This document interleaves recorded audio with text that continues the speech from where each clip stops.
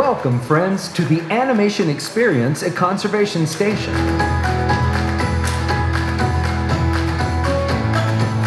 Since the 1930s, Disney animators have put their pencils to paper in service of the idea that the greatest inspiration often comes from the magic of nature. Walt Disney himself understood the importance of spending time around animals, studying their behavior and personalities in order to create realistic characters and dynamic storylines. This meeting of the human and animal worlds sparked a legacy of storytelling that has shaped our relationship with animals and conservation forever. Today, we invite you to become a part of that legacy as our own Disney artists help you learn to sketch characters inspired by the very animals found here at Disney's Animal Kingdom. Get your pencils ready, because here comes our animation artist now. Good day, everyone. Welcome one and all to the animation experience here at Conservation Station. And this is a big crowd. Yeah, this is awesome. Yeah. So let me ask you, are you guys excited? Yeah! Are you ready to learn how to draw a classic character from The Lion King? Yeah! It's our 30th anniversary, so all the classes are characters from The Lion King. And the class we're drawing for this one, finally, because I said it earlier and I was wrong, but we're drawing it this time. We're going to be drawing the one and the only, the ruler of the Pride Lands, Mufasa. I don't say it again, right? Mufasa. Awesome, great. My name's Mike. I'm going to be sharing with you how to draw Mufasa himself. It's going to be a whole lot of fun. Now, probably ask yourselves, what in the world's the drawing class doing over here at Peaky's Planet Watch? Well, years ago, Walt would bring live animals into the studio to inspire his artists, but instead of going into all that detail, I need to provide you with something to inspire you to get ready for drawing our character. So take a look to these screens left and right, and hopefully this will make a little more, give you a little more explanation as to why we're drawing these characters. Take a look. Here's your inspiration.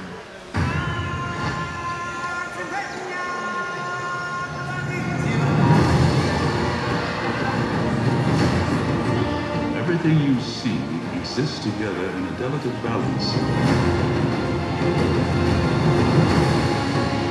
We are all connected in the great circle of life.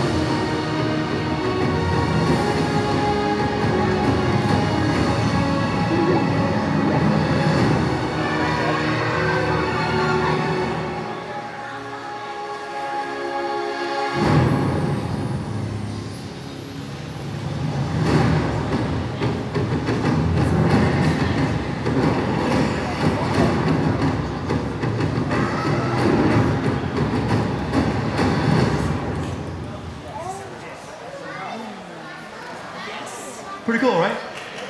So up on the screen there, you should see some guidelines to match the ones in your paper. This is what your drawing should look like when you're done. Think you can do that? You're laughing. Of course you can do this. I'm going to walk you through it step by step. We'll have a whole lot of fun. We're going to do a framework here to kind of build that character up. Basically, kind of build up the areas around for all the fur that he has, and then we'll lay in the rest of those lines, okay? So our first bit of instruction is going to be kind of important. Remember this part as you're drawing. Draw lightly. Okay, you do not have an eraser. I don't have an eraser. We're not erasing anything. Draw lightly so we can build a framework for that fur that goes all the way around it. And then we'll make it look more like hair when it is time. Okay? Right, so there's our guidelines.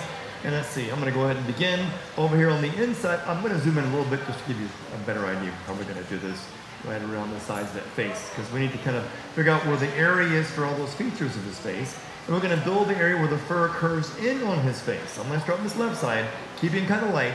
We're just going to let you draw some frameworks to kind of get it started for how this fur is going to look. So this is how it's going to curve on the left side around that circle to give us room for those eyes. As you know, those two guidelines here are for the eyes, but you don't have the information in between, so I'm going to help you out with that a little bit. All right? Now on this left side, the fur is going to also pull down a little lower. I'm just going to put this light line here, just kind of building a framework up. He has his hair is the model applicable. His hair and his brother's hair are different. Both hair kind of curves up and his hair goes back. But because his brother's scar is a little more, I guess, older looking, doesn't quite come from the same stock as his brother does, his hair pulls back with a higher widow's peak. We're going to begin our little shape for a widow's peak right here for Mufasa. in these little spaces that we have. And I'm going to draw a little mark to kind of suggest how the hair is going to move across the right side. And on this next bit, as I pull this down a little lower, he has a big coif of hair that circles to the left. So I'm going to begin up here, connecting it to my little V, kind of get you started with it. And again, all I'm doing is creating some light lines, suggesting how this hair is going to look. Building some light lines and shapes to kind of draw that hair in. There's no rhyme or reason to some of these. I'm just, you guys draw light lines, I'll draw some light lines. We're going to get this area taken care of. Plus, the hair that curves from the top is actually going to move over towards this left side over here. So I'll pull it down a little bit on the left. And then I'm going to let this extend up a little higher. Again, light and messy. You can always go over it later on, refine these.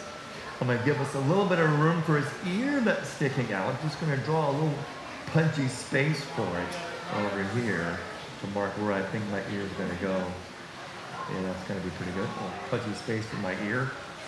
Again, not a lot of detail, just kind of dropping it in. And then here's the fur right above it, going back to the top and attaching to the little V shape again. And kind of working out that whole area, okay? I got that one done. Now they can work to the other side. Yes, over here on the other side, we're gonna pencil out an area we need for the fur that curves in on his face over here. So there's a space on the edge of our circle. I'm gonna draw a little marker letting me know where the hair is going to curve right along the inside of his face. It's gonna curve in there. And then his hair is gonna curve up a little higher, giving us a little area where it's gonna be a shadow to fall later on. Just dropping that in there, okay? This is going to hug the shape of our circle a little bit as I move my way down. I'm drawing a couple of lines, kind of indicating. Remember, you can always make these darker or lighter later on if you like them or you don't like them. Okay. And this next one's going to be where the ear on the right side is going to go. First, we just show where the hair is going to transition to the ear. So I'm going to draw a light line going right through those marks. Very light. Nothing dark. There. And this last bit sticking out, that's where the other ear is going to be. And draw a little bit of a mark to indicate where that's going to sit. The ear sticks out right there. And finally, we have towards the very, very top, I'm going to bridge the gap here across the top of the other guideline. A little line there. And on the right edge, bring this over and curve it right back on the other side. So now we have all that huge area worked in. And already, you should begin to see some Mufasa. And we haven't even drawn the eyes yet. See Mufasa in the picture already, how the hair is shaping? No. Well, we're going to get to it. We're going to get to it. All right. Let us set up the area now for where the eyes are going to go. Let's kind of make this a little more, and bring it home where the eyes are going to sit. I'm going to put a little mark in here to figure out where the bridge of his nose is going to go so we can begin to draw the eyes. And again, this is another light mark. By the way, he's not going to be symmetrical, okay? This is going to be asymmetrical. Don't bother matching it left to right because it's not going to match, okay? He's got his head turned, so it's not going to be perfect. And for the right eye, I'm going to begin to draw a little bridge of the snout over here and pulling that down. Now, those are all my light lines to start with. Now it's time to dive into some heavier mark making, and we're going to go right into where the eyes are going to fit in here, okay? Let me zoom in a little closer. One more time. Did I go too far with that one? Oh, that works out. There we go. All right. All right, so the bridge from where we're going to draw the eyes, I'm going to put a little line to kind of define the end of this nose moving along here, making it a little darker. Now, the space between here and the mark we drew for that hair, there it is. I'm going to put a halfway mark in here. Why did I draw that? Because that width I just created is for his eye. The eye is going to fit inside this spot. In fact, I need to draw, actually need to move that over a little further. Yeah, that's better. Moving it over again. Adjust it one more time. And there's my halfway mark. That's great about drawing lightly. You can always adjust as you go. This is where the eye is going to go. It's like a little bit of an almond-like shape that I'm going to draw, and it's going to fit right in space. There it is. Let it dip down, around. And there is our almond-like shape for the eye. There. And yes, I made that a little darker. because it's an almond shape fitting inside that little space. Okay? Now they have these, their vision's pretty good. In the daytime they can see about as well as we can, but at nighttime their vision's the best because they have a couple of things in their advantage. One, there's a white patch below the eyes that reflects the moonlight in their eye. Two, their eyes can dilate to get so huge that a minimum amount of light has to reach them, and they can still see it fantastic. But we have this almost human-like shape to the eye to make them look a little more relatable to us as humans. So there's the top curve. I'm going to make that top line just a little thicker, and my pencil's not sharp enough. 1 second. Because now we need to put some details inside for that eye. A little curve for the iris. Right inside there. Put that in there. You're going to be looking over to the right. Then I'm going to add in a small circle for reflection of light and his pupil. And the pupil I will make dark. There. And since this is the color of the eye, the iris, we can kind of shade it in a little bit. Just leave that little spot of glimmer to shine through. Okay. Now I need to add in a little teardrop. That's going to move in a little further. That's going to give us the border we need. This is teardrop. And from the back of the eye, we're going to draw another little line to separate the mask shape we need. Just a little over there, just a little mark to give us that separation we need for the mask shape. And now it's about the mask shape. Okay? I'm going to pull this across the top lightly. Across the top of my eye, and then I'll bring it right back down to the front of the eye. There is that lightly drawn in shape for that mask. And this is going to be to draw another important feature, the eyebrow. Right, we need to have some nice thick eyebrows here. No lines do not have eyebrows, but this is why there's a mask shape. The mask shape allows us to be able to let him express himself in a way that a human audience is going to understand. That's why all these characters are so beloved, because they can express themselves with eyebrows. That's why I'm thickening the shape right above it for my brows.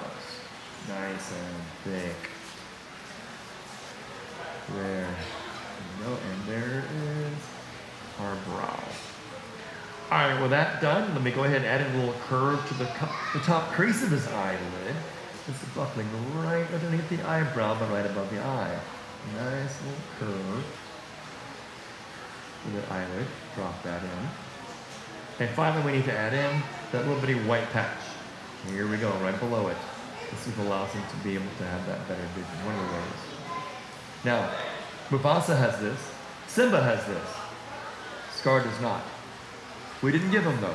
Why? Because there were the rules of being a villain. Okay, he's a villain. He's a bad guy. He's all dark colors, and we couldn't give him a white patch below his eyes because then his eyes would stand out a lot more. Yeah. So we didn't give him those. In fact, this entire area at the top, that's a dark patch. And the bottom part stays light. All right, now we got to do the other eye. Yeah, we got to do the one on the other side. So there's a little crease for my little brow ridge. And the nose. I've already drawn that once. Now we have the spacing we have once again, figure out where we're going to draw the eye. So this time halfway again, halfway across between the mark we've already drawn and the edge over that hair curves in, halfway over. Now we can draw the shape for this almond-like form for the eye. It's another almond-like shape. Now their success rate for catching prey is not that high. It's about 20 to 25%.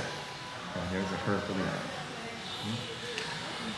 However, a lot of times what they'll do is they'll wait for other animals to do the hunting for them. And when they've immobilized the prey, then they'll just jump in and take over. Yeah. Let's go ahead and curve out the shape here and build this other almond-like form we need for the other eye. So there it is. With that one done, we can go ahead and draw in the curve for the iris and pupil. Drop that in. And then I'll put in my reflection of light, small little circle, with the curve of the pupil inside of the iris. And then I will shade that one in, leaving in that little spot left over. All right. With that out of the way, let's go ahead and build the mask shape around this eye. Yes, and we need to draw it one more time. So we'll draw one sticking out from the right side, dragging it over a little further. This time, let me draw the length patch below first. Curving it around and all the way across. Are we having fun yet? Yeah. Sure, yeah. Right. How many of you this is your first time drawing Mufasa? First time. This is going to be the very best Mufasa you've ever drawn. Because that's the only Mufasa you've ever drawn. So yeah, just relax. Don't worry about it being perfect. Right. Let me go ahead and draw the brow shape as it curves across this one. Up and over. Nice and thick to suggest that hair once again. That real lines don't possess here, but we're going to draw it on top here. Suggest that brow. There we go. Dive in. It can be a little more Disney looking, make it thicker. There you go. And let's not forget, we have the other raised eyelid underneath the eye. Small one curve right in there. Don't forget this little important curve. Need to fill that space in. I didn't want to darken that area until I drew the eyelid. But now that I've drawn the eyelid, shade in the upper eye patch. And there you go. Eyes are drawn. Okay, I'm going to back this up a smidge. Just a little bit. And since I'm here, let me go ahead and pull out these little areas here. I'm just going to darken these lines we've already pre-drawn. But make them a little more finite. As I curve out the space here that's in between for that hair that we're going to have to work on. Just kind of setting in motion, putting a few marks here to show you how the hair is going to go in between. Maybe darker. And now the shadowy part. Yes, that's this little section is here on both sides. That's why I kind of developed this first. Going to push that back. The shadowy nature of that hair. All right, great. Let's move on down to the nose. Okay, kind of got it started here. What you need to see from this one is the little guideline you have here for the bottom of the eyes, going all the way to the bottom of the circle. Find the halfway mark. Right in the middle there. This is for the bottom of the nose. Put a little mark in there. Lions have a great sense of smell.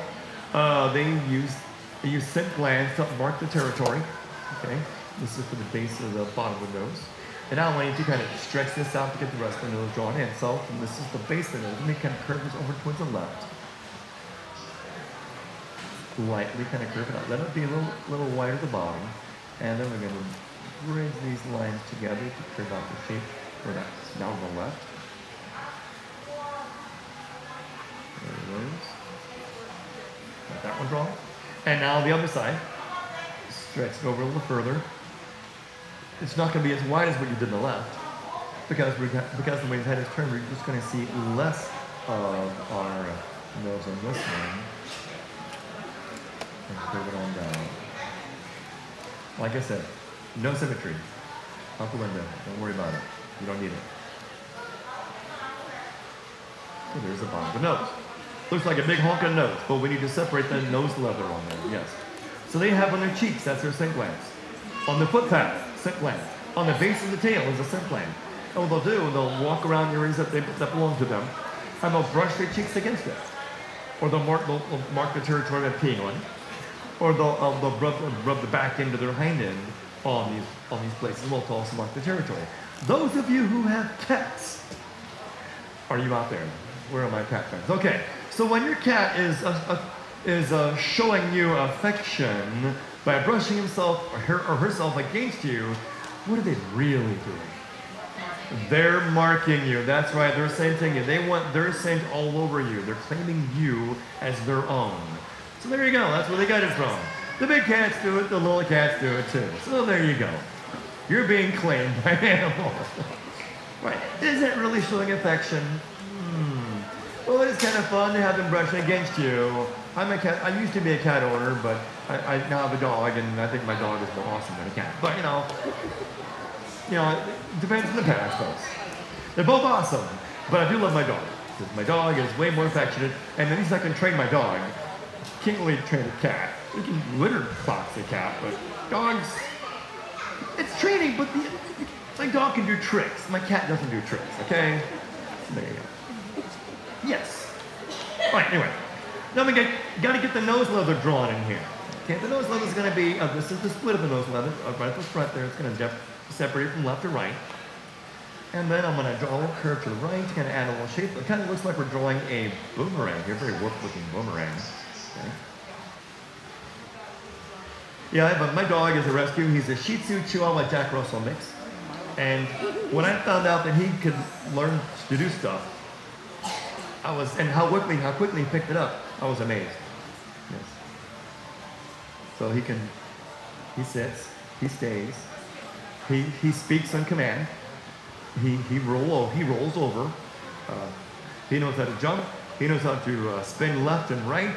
I mean, he's a pretty smart little dog. I'm very, very impressed with how quickly he learns stuff. And my cat, I love my cat. When I had my cat, my Cusco, I couldn't train the cat to do anything. I mean, he was litter box trained, and he was like a lip noodle when you picked him up because he had like no bones in him. You pick him up and he was just drape. And he'd hang over in the strangest places, and the highest place in the apartment, he would drape himself over like, where's your bones? Are there any bones in you? You pick him up and he bends backwards and uses, I mean, it's cute, but it wasn't as fun as my dog. So, anyway, I digress. There's good to both sides. There we go. Care about the shape for the nostrils in here. Nostril shape right inside. And then I'll draw my other nostril on the other window over here. Great sense of smell. Now I'm going to need to add in the little bitty holes inside the nose. Yep, that's just a small hole there. This one's going to be a little more oval-like because we get the angle view. And then shade it in. That's dark shading right there. That's a dark shading. The nose leather. It stays wet because of the moisture that draws from the fulcrum. And here's the fulcrum right below it. Okay. So since it's a nose leather, we can go ahead and shade it in. Just to give it a little value there.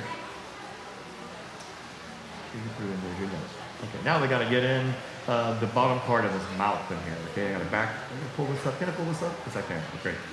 All right, so let's kind of work out the rest of the shape we need for his mouth. Over here on the right, I'm going to drag out. He's not really smiling. He has this kind of like a concerned look, maybe of disapproval. Who knows? Drag this over to the right for his mouth, and this is going to connect down to the bottom here, so we can draw in the edge of his lip. Now the other side, you can drag it over too, but don't go too crazy with it. In fact, you can leave it about as wide as the marking you have, the bottom there. And that gives you the mouth. Now we got to work out the shape for that snout too. For the snout, I will start from the left side by my eye. Way up here. Look at the screen real quick. I'm going to draw the shape of the snout lightly, kind of expand it out a little bit. Pull it in. And our goal is to get way down here. I think I went too far for that one. I'm going to pull it in a little closer. That's a good thing about drawing right there. That's better. That's what I want. Shape to the left side of the snout. I'll make that line a little darker. I'll turn this around, and the line that I don't like, I'm going to leave it alone. There's that the left side of the snout.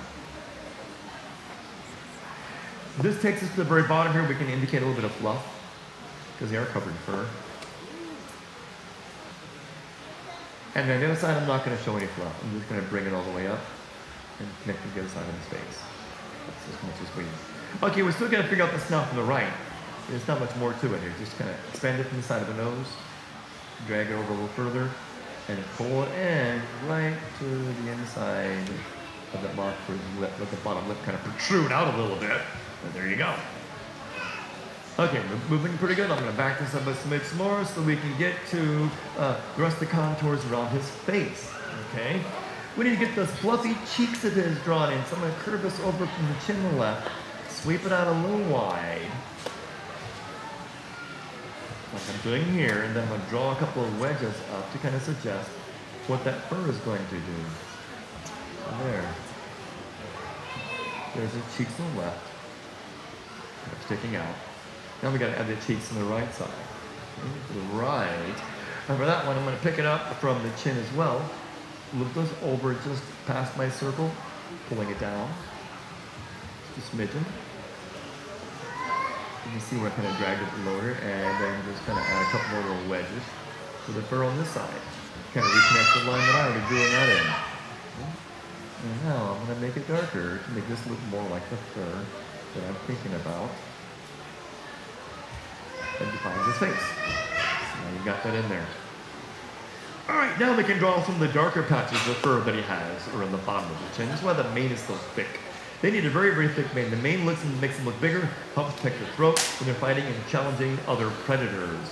So this little bitty weird looking shape at the bottom, that's kind of like a little hint of where we're going to draw the shadowy parts underneath. So I'm going to pick it up from the left, from the side of my cheeks, and connect it to that weird little shape. See what I did? Just kind of connected it. As it goes down, pick this back up, and now I'm going to draw a couple of zigzags to suggest the fur curving the other way. There. Little zigzags. I don't know how to do it. And that entire area, if you're getting behind, don't worry about this. You can do it later. This is shaded. Dark part underneath. And that chin. Fine. Backing up a little further, because this is going to take us all the way over to the left side. We're going to kind of draw the shapes of that big old massive fur that he has, which the face is drawn in.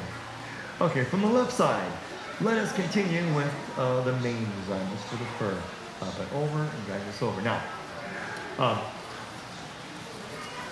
a lot of work, the artists that worked on this film, they created a lot of visits to the zoo, lectures from zoologists, one guy named Jim Fowler, for animal authenticity, to make sure we animated the animals correctly. However, there's some things that we did not follow to make it suit our purposes for animation, because this is Hamlet done with animals, okay, Shakespeare, okay, which is why we bent the rules to make the characters do what we want them to do, not that how they would follow in nature, okay. So, case in point would be one, Mufasa and Scar, or should I say Taka, okay. Mufasa, ruler over all, he's the older brother, right? Scar, the younger brother, he has the darker fur. In real lions, as a lion gets older, typically the older lion of the two brothers would have darker fur. Who has darker fur? The younger one, Scar. So we reverse that. Why do we do that? Because we want Scar to have the darker color. He's the villain. Villains were black. So there you go. That's why we gave him that. That's why we did that. So there you go. So again, we did this for the purpose of storytelling, not to match what happens in nature. Also, another thing is I curve this around here. I'm going to go ahead and add a little indication of fur there. We can get to our ear finally. Pull this over and kind of draw these lines a little thicker, suggesting where the ear is going to go. I'm going to round out the shape through my ear. I'm going to curve it around, pull it in, draw a curve to give us the interior. But yes, male lions do not rear the cubs. You know that scene we all love where Mufasa is spending time with his son, Simba? Okay? That does not happen with real animals. Only the females do the rearing of the cubs. So that the conversation that should have been had with Sarabi and Simba, not Mufasa. But why did we give that job to Mufasa? Who was the voice of Mufasa? James Earl Jones. You want to give him every opportunity to speak as much as possible to have an awesome voice. That's why he gives you the lecture. That's why he does it and not Sarabi. So there you go. I'm going to continue over here and adding some more of the fur that we have. Just going to drag this a little further, kind of suggest how my fur wants to go. And again, I'm just going to suggest some lines as I move my way around the side here. Pulling it a little lower. Again, these are all just some light lines, kind of give you the indication of where the fur could go. And I change the thickness of my line back and forth to give it that shift and that movement we need. And kind of draw a little further over here and add a few more lines. Kind of give us some movement as I work my way down towards the bottom of my drawing on the left side. Now we got into the right, okay? On the right side. Pick it up at the very top and just kind of sweep over with these lines and adding in that shape, which we already drew. We're just going over it, suggesting it looks like fur and not like a couple of lines kind of crisscrossing over each other. There it is. We've already got it drawn whether you knew it or not. Now we're just going over a bit heavier with some marks to suggest how we want to draw these. Now I got to get my other ear in here, just kind of drag it around, draw a little curve for it. Mark over here. Great. And now let's continue going a little further with the fur. I got a darkness little patch here to give a little darker shadowy form. For Mufasa's furs will curve around. A couple more lines here to kind of give a little break on the edge. And this is going to curve all the way down to the bottom we have here where his shoulder is. Yes, you can darken that line just like it is. And some of this cases are going to be where the fur is going to be brushing against it. The fur is going to curse against that. And the back of the fur is going to curve from behind it as well. And it goes behind the shoulder. So there it is. Now you've got this giving you a sense of dimension of the shoulder. That his mane goes behind it. Okay? And then a few more lines in front. Curving over here just to kind of give you some thickness for the fur as it gets a little heavier at the bottom here. There. So we're drawing a Mufasa. Now the cool thing about this, you want to consider, when you've seen the movie, remember seeing the Pride Lands, right? Did you know that the Pride Lands of Pride Rock and all that was actually modeled after a real place? Yeah, it's called Hell's Gate National Park in Kenya, Africa. It's a real place. It's a real place you can check out. If you ever want to go to Kenya and Africa, check out Hell's Gate National Park. That's where they got the idea for that particular attraction. Not attraction, but that land. There it is. When it comes to national parks, so we have lots of national parks here across our state as well. Check them out. One great place to be able to observe nature at its best. Yes. When it comes to seeing more animals, though, if you want to see a lot more lions, check out your local AZA zoos for that as well. Don't forget to autograph your work.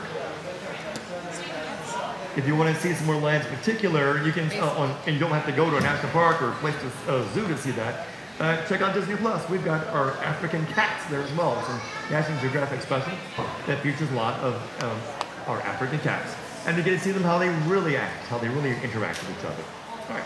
Today's date is June 18th in the year of our Lord 2024. And guys, you just drew Mufasa. All right. So as we're wrapping these drawings, there's a couple things to remember. Oh, I think I got a couple more lines. Oh, I forgot to add one more thing, guys. He doesn't have whiskers. He needs whiskers. Yes, add some whiskers on here. All cats have whiskers, including these. So draw some whiskery shapes. They need those. On either side, just kind of allow them in. When you're wrapping up your drawing, a couple things to remember. For many of you, this is your first time. This is fridge worthy. It belongs in the fridge at home. Fridge upstairs, fridge downstairs, fridge in the garage, the beer fridge, your neighbor's fridge, your parents' fridge, your parents' beer fridge. I'm sure they've got one.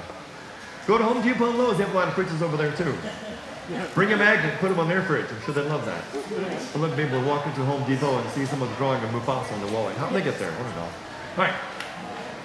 So let's wrap these drawings up, guys. So you see the animals over there and the artists over there with the animals for their inspiration. You guys saw the video earlier. Hopefully that inspired you as well for the past 20 minutes. You've been walking in the shoes of a Disney animator. Give yourselves a big round of applause. You guys did a great job drawing Mufasa. And we're done with these. I'd like you guys to prop those lapboards back up in the seats. Don't get up yet. Prop the lapboards in the seats. Do not stack the lapboards together. And everything, think of this as a national park. Everything you brought with you, take with you, except the lapboard. And the pencils are yours. If you don't want the pencil, that's fine. But take the pencil with you if you don't want it, or if you do want it. If you don't want it, drop it off in the bin over there where it says pencil recycling. Trust me, no one else wants to use your leftover pencil. Don't leave it attached to the clipboard. Well, it was a pleasure sharing with you how to draw Mufasa, and we look forward to seeing each and every one of you next time. Bye-bye, everybody! Thank you all for joining us in the animation experience at Conservation Station. Please gather your personal belongings before exiting, and remember to take your artwork with you. We hope you enjoy the rest of your visit at Rafiki's Planet Watch and the rest of your adventure here at Disney's Animal Kingdom. Goodbye. For God so loved the world that he gave his only begotten Son, that whosoever believeth in him should not perish, but have everlasting life. Already, you should begin to see some Mufasa. And we haven't even drawn the eyes yet. See Mufasa in the picture already, how the hair's shaping? No. Well, we're going to get to it. All right.